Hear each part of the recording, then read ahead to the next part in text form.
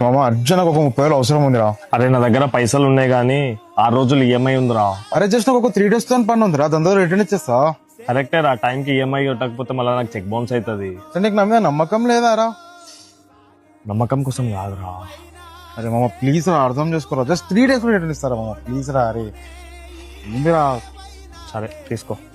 అరే మామ thank you so much రా, థ్యాంక్ యూ సో మచ్. సరే కానీ మళ్ళీ టైంకి ఇచ్చేసేయి. ఓకే మామ.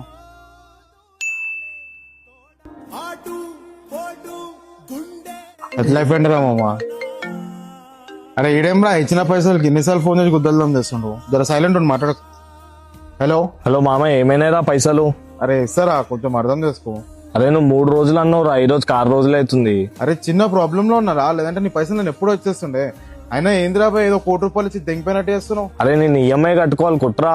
అరే బాయ్ ఇస్తారా బాయ్, పెట్టు.